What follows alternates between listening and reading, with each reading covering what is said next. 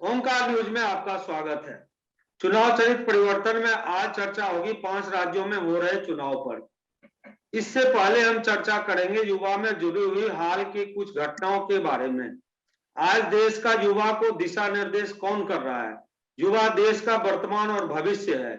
इतिहास साक्षी है, युवा का आक्रोश परिवर्तन का कारण बना है। स्वामी विवेकानंद के जन्म दिवस पर 12 जनवरी को राष्ट्रीय युवा दिवस मनाया जाता है अथवा युवा राष्ट्रीय दिवस को कितना अनुसरण करते हैं। युवाओं के रोजगार के मुख्य मुद्दे दबती जा रही है। युवा अपनी रोजगार की मांग को लेकर अक्सर उलझते रहते हैं। युवा की मांग को लेकर हिंसा का रास्ता चुनना क्या सही उचित है? इस आंदोलन का हताशा और आक्रोश का फायदा असामाजिक तत्व उठा रहे हैं, युवा को गलत दिशा में भटका रहे हैं। क्या बुद्ध और महावीर की भूमि युवाओं द्वारा उठाया गया कदम यह उचित है? सरकार अपने दायित्व से पीछे क्यों हट रही है? आखिर बार बार राजनीतिक पार्टियां इसी बैसाखी के सहारे सरकार बनाती है पर युवाओं को सही नेतृत्व नहीं दे सकते। इसका उदाहरण हम जानने का कोशिश करेंगे। हमारे साथ जुड़ चुके हैं मतीउर रहमान साहब, all India empowerment women party के अध्यक्ष हैं। दूसरे हमारे साथ जुड़े हुए हैं केशव नाथ जो दिल्ली से चर्चा पर जुड़े हुए हैं, सचिन गुप्ता जी कानपुर से जुड़े हुए हैं, सत्येंद्र चौरसिया जी गोरखपुर से जुड़े हुए हैं। चर्चा को आगे बढ़ाते हुए सबसे पहले मतीउर रहमान साहब का स्वागत करते हैं और जानना चाहते हैं कि मतीउर रहमान साहब, आपने आज तक में कई आंदोलन देखा होगा। आपने देखा होगा लोकपाल बिल के लिए जो आंदोलन हुआ था दिल्ली में, उतनी बड़ी एक पार्टी के रूप में उभरी और सत्ता में आ गई। सत्ता के साथ आज 5 राज्यों में चुनाव लड़ने पे उतारू है।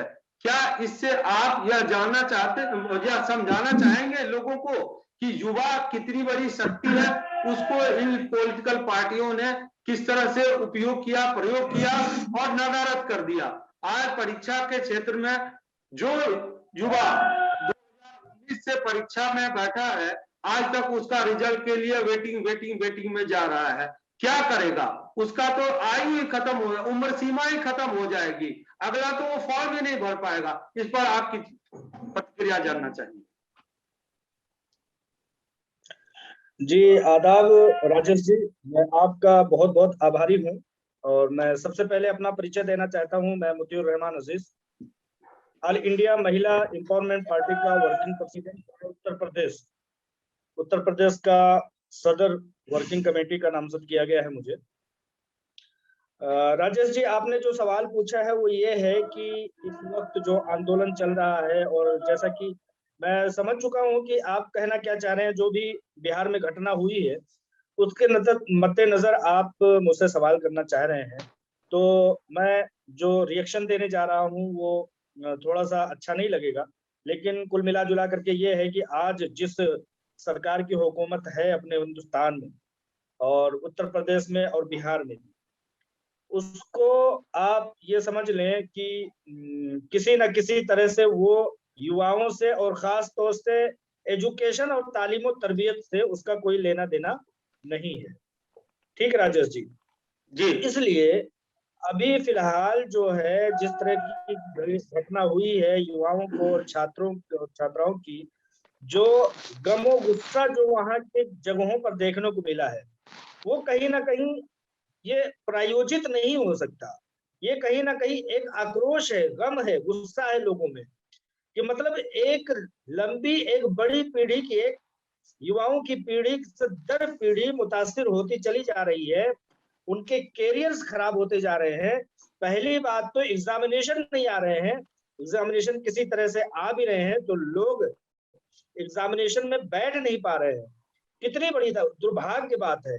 ये सरकार जब से आई है 2014 से लेकर के युवाओं को और खास तौर से तालीम और तरबियत और एजुकेशन को जिस तरह की वाट लगाई है वो चीज भूला नहीं जा सकता। और अगर इस सरकार की सबसे बड़े गुस्से जो उतरे हैं वो छात्राओं पर, और सबसे ज्यादा मुतासिर और इफेक्टेड जो रहे हैं वो छात्र और छात्रा ही रहे हैं। हम लोग नहीं भूलेंगे जामिया मिल्लिया के स्टूडेंट को मारने का वो मंजर फिर से एक बार ताजा हो गया। जैसा कि बिहार में बच्चों को मारा गया और उनके साथ बड़ी बर्बरता, मैं तो शर्मिंदा होता हूँ कि कभी अगर, बल्कि देखते होंगे जो इंटरनेशनल पैमाने पर हमारे छात्रों की हालत जब देखी जाती होगी जी तो क्या सोचते होंगे, हमारे देश का इमेज क्या जाता होगा, जी हमारे देश का भविष्य जो है युवा, जी उसके साथ ऐसी बर्बरता, उनके मुस्तकबिल से, उनकी एजुकेशनल लाइफ से, उनके तमाम तरह के कैरियर से जिस तरह का खिलवाड़ हो रहा है, वो कहीं ना कहीं ठीक नहीं है। ये भारतीय जनता पार्टी की जो अनपढ़ों की जो एक सरकार है, वो इस काबिल नहीं है कि युवाओं को और तालीम और तरबियत को, एजुकेशन को आगे बढ़ा सके।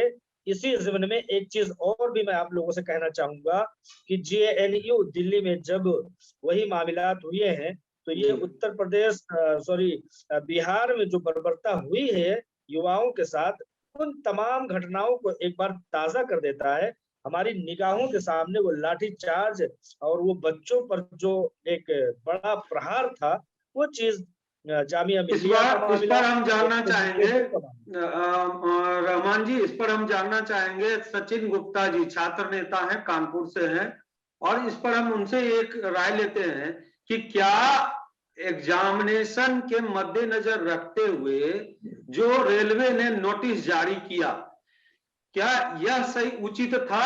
और अगर स्टूडेंट अगर उसके खिलाफ जाता है, वह प्रदर्शन नहीं करे, वह अपना अधिकार की मांग न करे, अपना समय पर परीक्षा का मांग ना करे, रिजल्ट का मांग ना करे, तो क्या करे? आखिर करे क्या करे वो छात्र, क्या करे? आप छात्र नेता सचिन गुप्ता जी क्या कहना चाहते हैं आप? Thank you sir. मैं थोड़ा सा पहले तो ये रेलवे के बारे में कब क्या कैसे आया थोड़ा सा समरी देना चाहूंगा। बोलिए बोलिए सबसे बोलिए। पहले तो 2019 फरवरी में फॉर्म आया रेलवे का, एनटीपीसी का और रेलवे ग्रुप डी का। 19 फरवरी में क्यों आया 2019 फरवरी? क्योंकि चुनाव था सेंट्रल गवर्नमेंट का अप्रैल मई में, तो उन्हें 1 लाख वैकेंसी ग्रुप डी की, 35,000 एनटीपीसी की वैकेंसी दे दी। अब इसके बाद इन्होंने कहा कि सितंबर से अक्टूबर में एग्जाम होगा, लेकिन कुछ कोविड का रीजन समझ लीजिए, चाहे जो भी, तब तो कोविड आया नहीं था 2019 में, तो उन्होंने 2020 लास्ट में 4 से 6 महीने एग्जाम कराया, एनटीपीसी का एग्जाम कराया। तो उसके 1 साल बाद अभी फिलहाल 15 जनवरी 2022 को रिजल्ट आया हुआ है।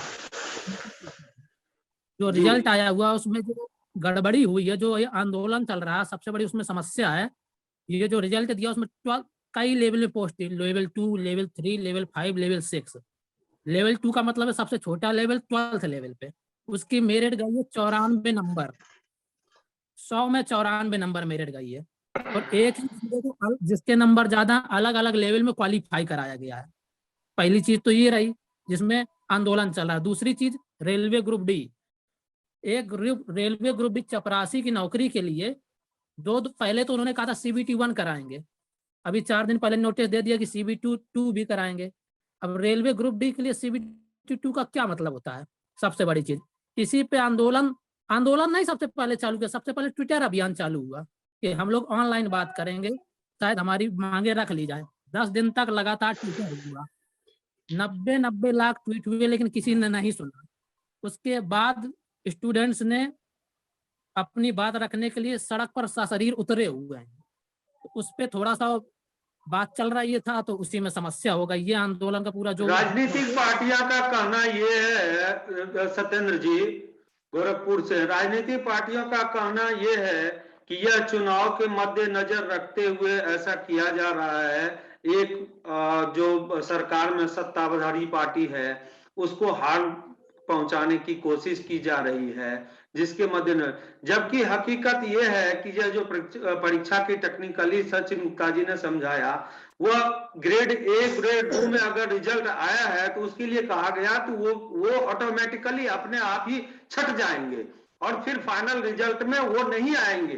तो क्या इसको आप देखते हैं कि यह सत्ताधारी पार्टी राजनीतिक घाटा के लिए मौजूद या ऐसा कार्यक्रम में आ रहा है, या और कुछ आप संभावनाएं देख रहे हैं? सत्येंद्र चौरसिया जी। धन्यवाद सर।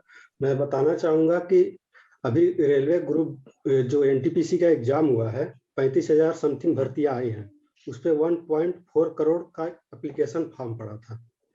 अब एक सीट के लिए 354 लड़के लड़ेंगे उसमें।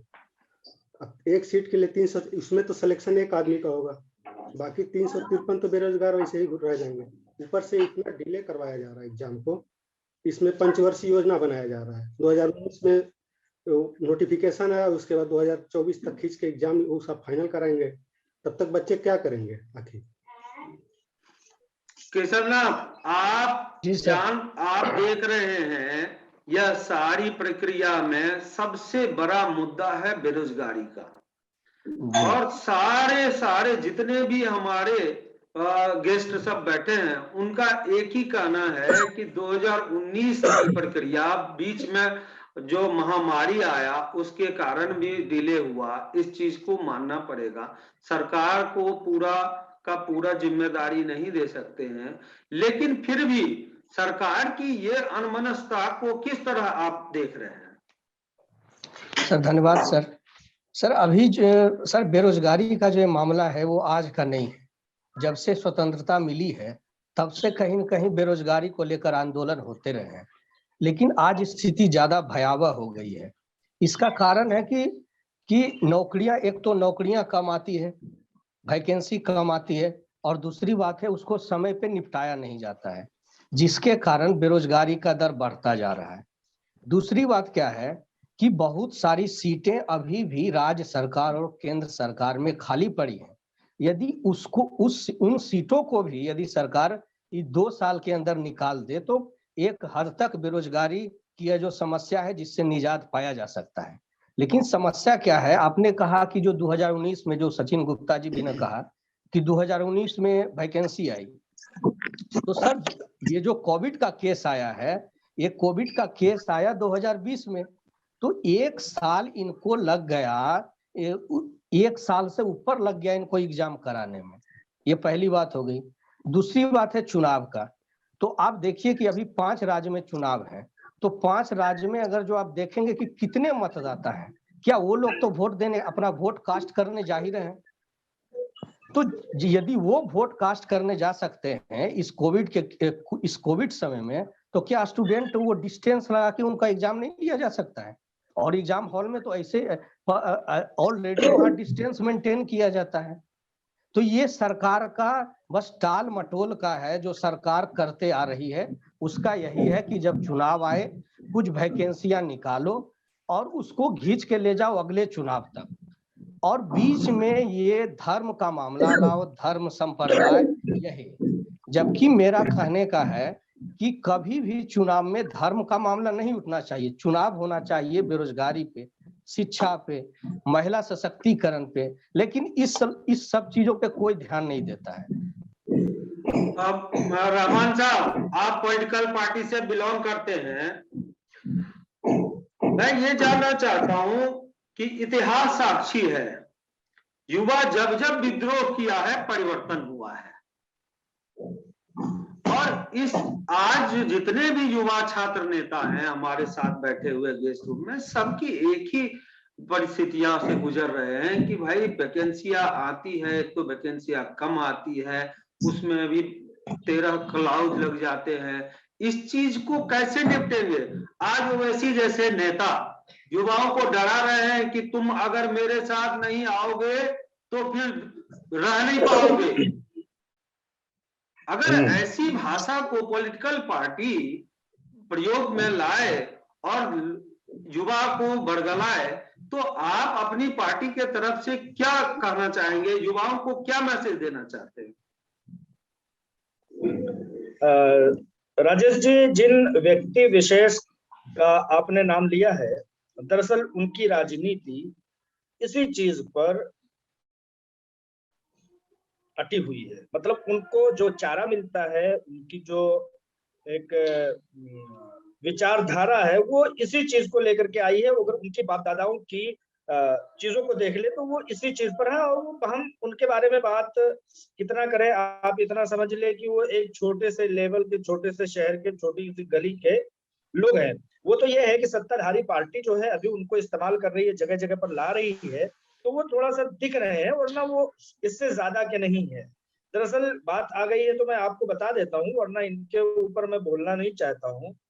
दरअसल क्या है कि मैं, आप 4-5 लोग यहाँ पर इकट्ठा हैं, मैं बहुत हिसाब से बताना चाहता हूँ कि जो आज सत्ताधारी पार्टी है वो, और जो जिन साहब का व्यक्ति विशेष का नाम आपने लिया, वो नहीं, मैं देखिए, मैं किसी पार्टी से व्यक्ति जो विशेष सेक का रहे हैं, इसलिए नाम लिया कि एक मुस्लिम वर्ग को वो टारगेट कर रहे हैं। यानी जो उन्होंने केशवनाथ जी ने जो सवाल उठाया कि धर्म और जाति के नाम पे वोट लिया जाता है, तो उन्होंने युवा को धर्म के और जाति विशेष के नाम पर उन्होंने डराया कि अगर तुम मेरे साथ नहीं आए तो तुम्हें मतलब बेमौत, मैं वर्ड का इस्तेमाल नहीं करूंगा, लेकिन तुमको बेदखल कर दिया जाएगा। तुम्हें सत्ता में अगर आना है तो मेरे साथ आओ, तब मैं तुम्हें सत्ता में भागीदारी दूंगा। ये एक विशेष रूप से उनको टारगेट किया गया, युवाओं को। मैं दो चीजें कहना चाहूंगा, उसी बात पर मैं आ रहा था, लेकिन आप बीच में बोले तो मैं ये कहना चाहता हूँ, स्पष्ट करना चाहता हूँ। दरअसल राजेश जी, ऐसा है, डर का एक माहौल है। जैसे डॉक्टर होता है ना, इंसान जब डॉक्टर के पास जाता है तो वो कहता है कि भाई आप थोड़ा सा पहले अगर आ गए होते तो बहुत अच्छा होता, वरना आप तो बस बहुत कम टाइम आपके पास बचा है। तो क्या होता है, उसका कहीं ना कहीं एक उस पर एक समझिए उसकी रोजी रोटी चलती है। तो यहाँ पर जो है वो सत्ताधारी पार्टी हो या जिस शख्स साहब का आपने नाम लिया है, इन दोनों लोगों का मामला जो है वो डर पर ही टिका हुआ है। ओवैसी साहब अपने लोगों को मिसाल के तौर पर जिस वर्ग से आते हैं उनको डर दिखा रहे हैं कि भाई आपको ऐसा कर दिया जाएगा, वैसा कर दिया जाएगा। अरे भाई, हजारों साल से हम इस देश में रह रहे हैं, आज वो चीज नहीं हुई, आज तुम आए हो सबसे बड़े विद्वान बन करके और हमें डर दिखा रहे हो, ठीक है। और इनसे बाकायदा इन साहब से बुलवाया जाता है। जो सत्ताधारी पार्टी है वो भी डर की राजनीति करने के लिए ही वो लोगों को डरा रही है और कह रही है कि भाई आप डरो क्यों, डरो। वो इसी साहब से कहा जाता है कि आप बोलिए, डर वाली बात बोलिए, ऐसी बात बोलिए जिससे हम लोगों को डरा सके, ठीक है। तो ये क्या करते हैं, ये वहां पर बैठे हुए बोलते हैं और क्या कहते हैं कि 15 मिनट के लिए पुलिस को हटा लीजिए, ये कर दीजिए, वो कर दीजिए। अब जो डर की खेती की जा रही, वहां मैं आ रहा हूँ। अब उस क्लिप को एक डर दिखाने वाला दूसरा भाई जो है, दूसरी सत्ताधारी जो पार्टी है, वो उस क्लिप को उठा करके जा करके घर घर में दिखा रहे हैं, घर घर में दिखा रहे हैं, घर घर में दिखा रहे हैं, और उनसे ये कह रहे हैं कि देख लो, ये रही वीडियो। आज तुम एक एक ये शख्स जो है अकेला मेंबर पार्लियामेंट है, तो ये बोल रहा है, ऐसा बोल रहा है, बोल नहीं रहा है, उनको बुलवाया जा रहा है। केजरीवाल साहब को उठा करके वीडियो देख लीजिए, आप केजरीवाल की वीडियो दिखा कर उठा करके देख लीजिए। वो सीधे ये बोल रहे हैं कि स्क्रिप्ट लिख करके दी जा रही है, उसी स्क्रिप्ट को अच्छे अंदाज में बोला जाता है ताकि डर की खेती की जाए और डर का माहौल गर्म किया जाए। उस एक जानिब 80% लोग हैं, एक जानिब 20% लोग हैं, तो 20% लोगों के सामने 80% ज्यादा भारी साबित होते हैं। तो कुल मिलाकर के डर की राजनीति है। इस मामले पर मैं इतना कहना चाहूंगा। लेकिन रहमान जी, 80% में तो ये नारा ये भी दिया है ना, निषाद पार्टी अलग है, बहुजन समाज पार्टी अलग है, समाजवादी पार्टी अलग है, सेना पार्टी अलग है, कोई और हनुमान पार्टी अलग है, तो ये मंदिर पार्टी अलग है। तो ये सारी चीजें जो है, क्या मैं इस बारे में जरा जानना चाहूंगा सचिन गुप्ता जी से, क्या आपकी जो समस्या है, मूलभूत समस्या है बेरोजगारी, आज के छात्र के सामने मूलभूत समस्या बेरोजगारी है, क्या इस बेरोजगारी में ये धर्म की राजनीति लाकर क्या इसको चमकाया जा रहा है, इसको आप कैसे उठाएंगे? आज देश में सबसे बड़ा शक्ति युवा है, युवा पर इन्होंने, मैं आपको बताऊं, मैं तो इतिहास ही बता सकता हूं इस चीज के बारे में। जेपी मूवमेंट, युवाओं ने सबसे आगे भाग लिया। अन्ना मूवमेंट, चाहे वो लोकपाल बिल के समर्थन में आया हो, लेकिन एक बहुत बड़ा मूवमेंट रहा, जो सत्ता में आकर फिर देखिए वही सत्ता में आकर अपनी भाषा बदल गए। तो क्या सचिन गुप्ता आप इसमें क्या अपना बताना चाहेंगे कि आपका छात्र नेता है, जो व्यू छात्र नेता, आपका क्या मूवमेंट रहेगा? हमारा मूवमेंट एक ही सर, आंदोलन। बिना आंदोलन के कुछ मिलने वाला नहीं है।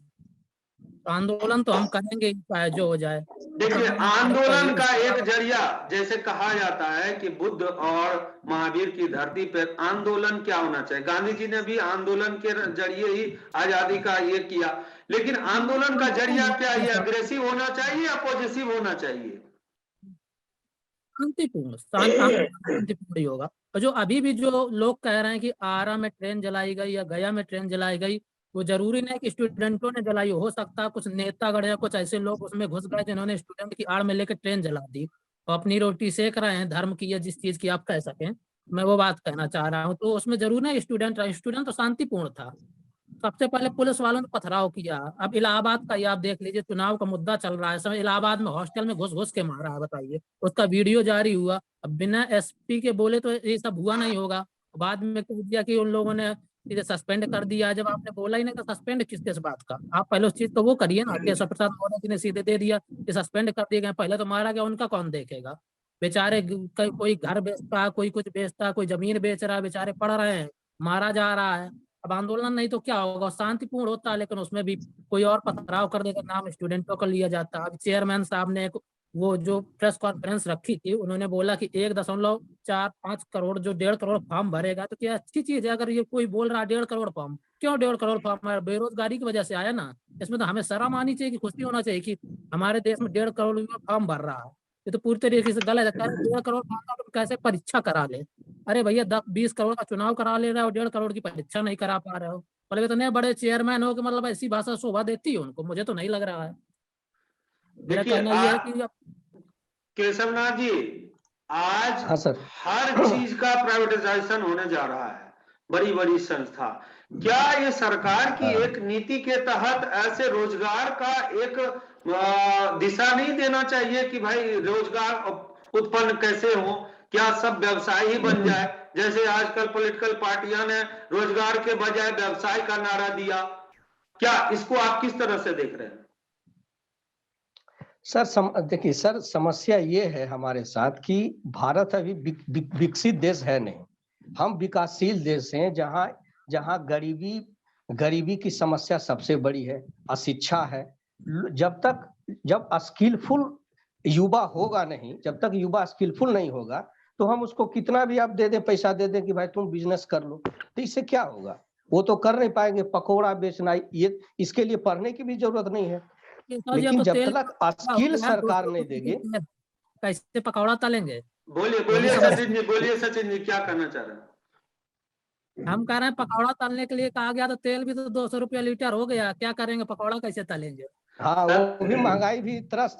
सत्येंद्र जी, आपकी राय क्या है? आपकी राय क्या है इस विषय पे? आप क्या राय रखते हैं? जैसे सचिन जी, आप जो बोल रहे हैं कि महंगाई आसमान छू रहा है, स्टूडेंट का कोई रोजगार का निदान नहीं हो रहा है, पॉलिटिकल पार्टी आपस में एक दूसरे को मारकाट मचा रहे हैं, तो आप इस विषय पे गोरखपुर में रहकर क्या देख रहे हैं? सर, मैं तो यही कहूंगा कि जो भारत का जो डेमोग्राफिक डिविडेंड है, उसको डेमोग्राफिक डिजास्टर में बदल के जाति धर्म के नाम पे लोगों को ऐसे माहौल बना रहे हैं ताकि युवा जो है अपने मेन मुद्दा है उससे भटक जाए। और हम जो ये कहें कि जय श्री राम का नारा लगाओ, तमाम तरीके के इस तरीके से कैंपेनिंग चलवा रहे हैं लोगों से, ये तरीका तो गलत है। एक अंतिम सवाल का उत्तर लेंगे मतियुर रहमान साहब से। मतियुर रहमान साहब, और कंक्लूजन क्या है आपके पास? आपके पार्टी का क्या मैनिफेस्टो है? आप भी चुनाव में उतरने का घोषणा कर दिया है, तो आपके पार्टी का क्या मैनिफेस्टो है इन युवाओं के लिए? मैं तो ये कहूंगा कि इन बेरोजगार युवाओं के लिए आपके पार्टी ने क्या मैनिफेस्टो में रखा है? राजेश जी, तमाम खुशहाली का, तमाम रोजगार का अगर कोई जरिया हो सकता है वो तालीम और एजुकेशन ही हो सकता है। हमारी पार्टी की सुप्रीमो आलमा डॉक्टर नौहरा शेख साहिबा ने अपने बलबूते पर, बगैर किसी से चंदा लिए हुए, बगैर किसी के हेल्प के और बगैर किसी की मदद लिए हुए, उन्होंने 4 स्कूल अलग अलग जगहों पर, एक जामियतुन निस्वा सलफिया तिरुपति जैसे शहर में 5 स्टार रैंक के रहाइश पर, जिसमें बच्चे पेंसिल, रबड़, बस्ता किताब से लेकर के तमाम चीजें, वहां रहने तक 1000 बच्चियां जो है वो तालीम हासिल कर रही हैं। उसके अलावा 10,000 बच्चों और बच्चियों के लिए मेडिकल कॉलेज बना करके तैयार है, प्रोसेस में है, कुछ चीजें अभी प्रोसेस होना बाकी है। तेलंगाना सरकार का कहना है, रामान जी, हमारी तेलंगाना सरकार का कहना है कि इसमें सरकार की बड़ी योगदान है। सरकार पिछले 2 साल से इस योजना को लागू किए हुए है और सरकार के ही अनुशंसा पे ये कार्य पूरा हो रहा है। अभी फिलहाल जितनी भी सरकारें हैं राजेश जी, वो इन तमाम मामलात में फेल साबित हुई हैं। जैसे कि भाइयों ने अभी बताया कि ये पकौड़ा तलवाते हैं तेल महंगा करके, इसी तरह से इनसे अब कोई उम्मीद नहीं है। जैसे भाई ने कहा कि बगैर आंदोलन के और बगैर किसी तहरीक के मामला हल होता हुआ दिखाई नहीं दे रहा है। केजरीवाल एक आंदोलन की ही देन है। उन्होंने नई पार्टी होने की सूरत में वो आकर के कुछ एजुकेशन पर काम कर रहे हैं, जैसा कि सुनने में आ रहा है, लेकिन वो भी नाकाफी है, सिर्फ स्कूलिंग तक मामला है। उनको भी सुधार लाने की जरूरत है। जहां तक हमारी पार्टी का मामला है, महिला एम्पावरमेंट पार्टी का, एजुकेशन में सबसे ज्यादा भरोसा, तालीम और तरबियत में सबसे ज्यादा भरोसा, हर किसी को तालीम और हर किसी को रोजगार। हमारी party all India Mahila empowerment party MEP doctor Nowhera Shaikh Sahiba की क़यादत में सबसे बड़ा मुद्दा, सबसे बड़ा मसला और सबसे अहम मसला समझा जाता है, माना जाता है। आज का चर्चा बहुत अच्छा रहा और इसमें मैं धन्यवाद करूंगा। जी सचिन जी बोलिए, कुछ बोलना चाह रहे हैं। सचिन जी बोलिए, जल्दी वाइंड अप करिए। रहमान सर से एक सवाल है, उसका मैं जवाब चाहता हूँ। जी बोलिए। कि जो सरकारी संस्थाएं हैं उन्हें प्राइवेट किया जा रहा है, क्या ऐसा नहीं हो सकता कि सरकारी संस्थाओं को सरकारी रहते हुए ही प्राइवेट रूल ला के काम किया जा सकता है? सरकारी रहना चाहिए, कुछ ऐसी चीजें कड़ाई कर दें, प्राइवेट करने की क्या जरूरत है? मैं इस सवाल का जवाब दूंगा अगले प्रोग्राम में, और समय आज यही समाप्त होता है। सचिन गुप्ता जी आपका बहुत बहुत धन्यवाद, केशवनाथ जी आपका बहुत बहुत धन्यवाद, सत्यन जी आपका जी बहुत बहुत धन्यवाद, और मतीउर रहमान जी अध्यक्ष all India women empower party, आपका भी बहुत बहुत धन्यवाद। आज प्रोग्राम में इतना ही, बहुत बहुत धन्यवाद, शुक्रिया।